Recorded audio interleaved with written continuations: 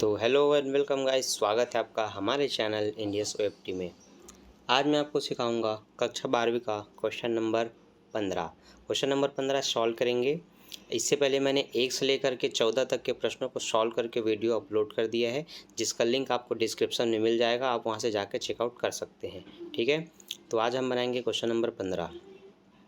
तो आपके पास पुस्तक होगा तो आप निकाल के बैठिए, नहीं होगा तो कोई बात नहीं। ये रहा पुस्तक, क्वेश्चन नंबर 15 का फ्रंट पेज, जिसमें प्रश्न भी है हिंदी इंग्लिश दोनों में, फिर आप आंसर भी समझेंगे। ठीक है, चलिए स्टार्ट करते हैं।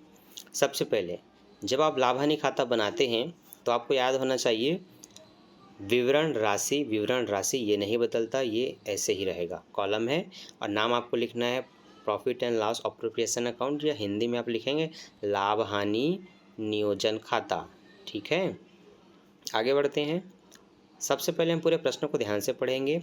लोकेश एवं आजाद साझेदार हैं जो 3:2 के अनुपात में लाभ हानि को बांटते हैं, जिसमें उन्होंने 50,000 और 30,000 रुपये का पूंजी लगाया, जिस पूंजी पर 6% की दर से ब्याज दिया जाना है, तथा उनको वार्षिक वेतन पाने का भी अधिकार है 2,500 रुपये का।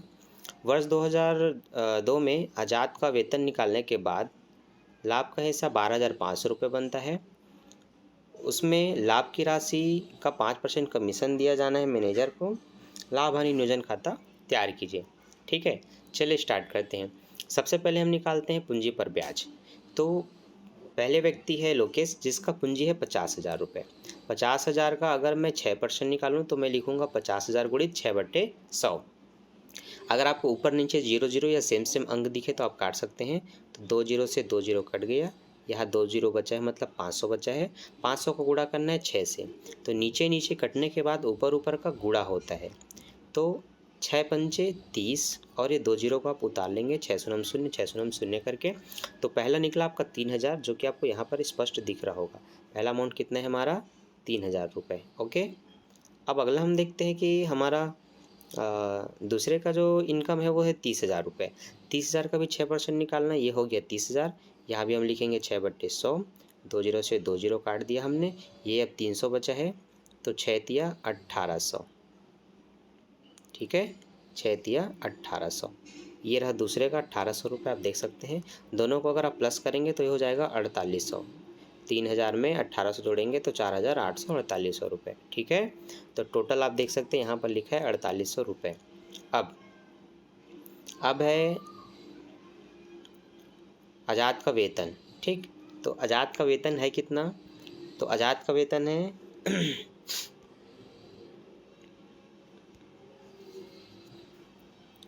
2,500 रुपये वार्षिक। तो हम सीधा 2,500 रुपये वार्षिक वेतन लिख देंगे इसके में, इस तरह से। ठीक, और लाभ के बारे में बोले हैं जो 12,500 रुपये का लाभ है वो वेतन देने के बाद का है।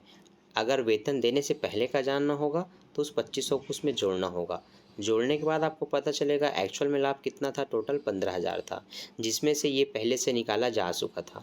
तो हमें क्या करना है, कुल लाभ में कमीशन दे रहे हैं तो पहले कुल लाभ निकालना होगा। तो कुल लाभ कितना है हमारा 15,000। अब हम क्या करेंगे, 15,000 का निकालेंगे 5% कमीशन। अगर आप 12,500 पे निकालेंगे तो फिर आपका आंसर गलत आ जाएगा, फिर ऐसे में आपका आंसर नहीं आएगा। ठीक है, तो इस प्रश्न में याद रखिए आपको 15,000 का निकालना है 5% कमीशन। 2 0 से 2 0 काट देंगे, 15 पंचे 75, 0 का 0, 750 रुपये। ये रहा कमीशन साझेदार का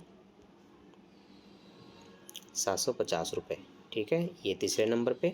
तो पहले नंबर पे ब्याज है, दूसरे नंबर पे वेतन है, तीसरे नंबर पे कमीशन है। तीनों की एंट्री होने के बाद अब हम क्या करेंगे, अब लाभ को लिखेंगे लाभ साइड। तो आपको पता है लाभ 15,000 का है, तो ये आपको 15 लिखना है इस तरफ लाभ से। यहाँ पर आप लिखते हैं पूंजी पर ब्याज या इंटरेस्ट ऑन कैपिटल, उनका नाम लिखेंगे जिनकी पूंजी पर ब्याज लगा है। यहाँ पर आप आज़ाद का वेतन लिखेंगे हिंदी में, या इंग्लिश में टू आज़ाद सैलरी अकाउंट, और मैनेजर का कमीशन टू मैनेजर कमीशन बोलेंगे, या सिर्फ मैनेजर का कमीशन हिंदी में। ठीक है, आगे बढ़ते हैं। इसके बाद हमें क्या करना है, टोटल करके आपस में एक दूसरे को घटाना है। तो समाकलन पक्ष में सिर्फ लाभ लिखा गया है जो कि है 15,000 का। उस 15,000 में हमें इन तीनों को जोड़ के घटाना है। तो ये तीनों जोड़ के हो रहे हैं लगभग 4 2 6,000, 200 देंगे तो 7,000, 7 8,050। ये हो रहा है 8050। ठीक है, घटा के देखते हैं आ रहा है कि नहीं आंसर। नहीं आएगा तो हो सकता है कुछ ना कुछ गलती हो। 6950, तो ये आपका अमाउंट निकल गया 6950, मतलब हमारा घटाना सही है। ठीक है, तो आपको पता होना चाहिए विकलन पक्ष हो रहा है टोटल 8050, समाकलन पक्ष कितना हुआ 15000। दोनों का ये जो निकला वो डिफरेंस है, तो डिफरेंस की राशि 6950। यही वो लाभ है जो साझेदारों को बांटा जाएगा। ठीक है, जो कि उनके पूंजी के अनुपात में बांटा जाता है। तो हम निकाल लेते हैं इनके लाभ में हिस्सा टोटल 6950 में। तो इनका लाभ हानि अनुपात है 3:2। तो टोटल 6950 रुपये का लाभ इनको दिया जाएगा 3/5 में। 3 पहले व्यक्ति का हिस्सा इसलिए हमने 3 लिखा, बटे में 5 इसलिए लिखा क्योंकि दोनों का जो योग होगा, योग मतलब दोनों को प्लस कीजिए 5 आएगा इन दोनों का योग, इसलिए बटे में 5 लिखा। अब काटूंगा 5 एकम 5, 5 एकम 5, 1 बचेगा, 5 तिया 15, 19 में 15 जाएगा, 4 बचेगा, 5 निया 45, 5 शून्य 0। अब मैं 3 से गुणा करूँगा इसको, जो ऊपर में बचा है, तो 3 शून्य 0, 9 तिया 27 के साथ हासिल आई 2, 3 तिया 9, 2 11, हासिल आई 1, 3 एकम 3 और 1 4। 4170 रुपये निकला पहले का, जो कि आपको स्पष्ट दिख रहा होगा यहाँ पर।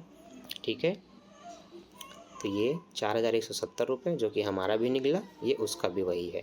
ठीक है, अब दूसरे का निकाल लेते हैं। तो दूसरे का निकालने का प्रोसेस ये है कि टोटल जो 6950 है उसमें से आप 4170 को घटा लें, तो दूसरे का आंसर आप फटाफट निकाल सकते हैं। ठीक है, तो जैसे कि टोटल है हमारा 6950, उसमें से 4170 को आप काट देंगे, तो फिर आपका 0 बचेगा, 15 में 7 जाएगा, 8 बचेगा। इसने हासिल दिया था, तो अभी 8 हो चुका, 8 में 1 जाएगा, 7 बचेगा, अच्छा में 4 जाएगा 2, तो 2700 से आपको यहाँ दिख रहा है ना आज़ाद का, ये वही निकला है। ठीक है, तो यह आपको समझ में आ गया होगा कि आप अगर पहले का निकाल लेते हैं इस तरह से जैसे मैंने निकाला, तो टोटल में से आप उस पहले को घटा देंगे तो दूसरे का ऑटोमेटिक निकल जाएगा। तो इस तरह से भी आप जल्दी बना सकते हैं प्रश्नों को, नहीं तो आप इसको भी इस तरह से कटफट करके आप निकाल सकते हैं।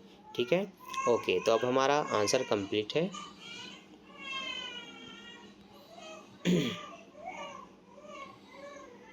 चलिए अब हम देखते हैं पूंजी खाता कैसे बनाते हैं। तो जब साझेदारों का पूंजी खाता बस बोले तो ये अस्थायी या परिवर्तनशील पूंजी खाता होता है, अन्यथा अगर वो स्थायी होता तो इसमें स्पष्ट स्थायी पूंजी खाता बोलता, जहाँ पर ये बनाने के बाद आपको चालू खाता बनाना होता। ठीक है, तो ये स्थायी नहीं है, सिर्फ पूंजी बोल रहे तो परिवर्तनशील पूंजी खाता बनाएंगे। दोनों में अंतर ये होता है, स्थायी पूंजी में सिर्फ आप पूंजी लिखते हैं और सब कुछ को चालू खाते में लिखते हैं, और जबकि पूंजी खाता बनाते हैं परिवर्तनशील तो उसमें आपको सबको लिखना होता है। ठीक है, तो चलिए देखते हैं हमारा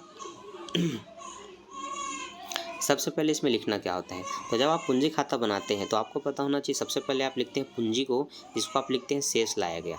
क्या लिखते हैं? शेष लाया गया। और शेष लाया गया में आपको क्या लिखना होता है?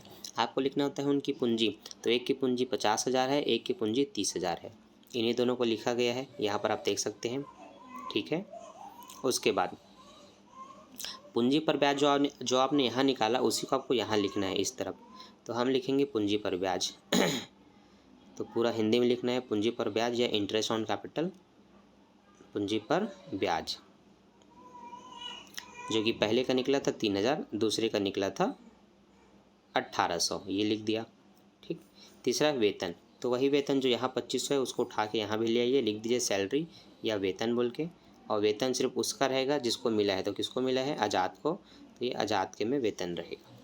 ठीक है और आज़ाद दूसरा व्यक्ति है, दूसरे वाले में बस लिखा है, पहले वाले में नहीं लिखना है। ठीक, आगे बढ़ते हैं। इसके बाद लाभ हानि जो कि आया था 4,170, 2,780, उनको लिखा जाएगा यहाँ पर। तो देखिए यहाँ पर लिखा हुआ है 4,170 पहले का, 2,780 दूसरे का। ठीक है, अब क्या करेंगे? अब उधर विकलन में लिखने के लिए कुछ भी नहीं है, तो जब कुछ भी नहीं है तो इनको टोटल करेंगे, इनको प्लस करेंगे, कितना हो रहा है इसको भी टोटल प्लस करेंगे, और नीचे में जो आया 57,000 और इसका 37,000 उसी को इस तरफ लेके आकर के लिख देंगे।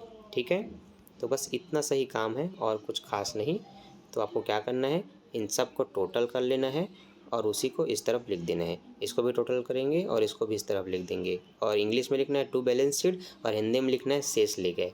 शेष लाया गया इधर लिखते हैं, उधर लिखना है शेष ले गए।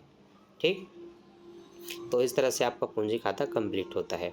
अब आपको कहीं भी अगर डाउट होगा तो बिल्कुल आप मुझे कमेंट करके पूछ सकते हैं। ये हमने क्वेश्चन नंबर 15 अच्छे से समझ लिया, सॉल्व कर लिया। अब इसी तरह से आप क्वेश्चन नंबर 16, 17 और आगे के प्रश्न भी बना करके देख सकते हैं, जहाँ सिर्फ लाभ हानि खाता और पूंजी खाता बनता हो। ठीक है, तो इस टाइप का वीडियो जो मैंने आपको आज बना के बताया, ये मेरा पहला वीडियो है। और ऐसा वीडियो अगर आपको अच्छा लगा, समझ में आया आसानी से, तो आप कमेंट करके पूछ सकते हैं। और अगर कोई भी डाउट हो तो उसको भी बता सकते हैं। ठीक है, और कमेंट करके ज़रूर सजेशन दें कि ये आपको कैसा लगा, अच्छा लगा या बुरा लगा। ठीक है, तो मैं मिलता हूँ नेक्स्ट वीडियो में नेक्स्ट टॉपिक के साथ। अभी के लिए bye, thanks for watching. Video अच्छा लगता है तो अपने दोस्तों के साथ शेयर ज़रूर करें। Bye bye.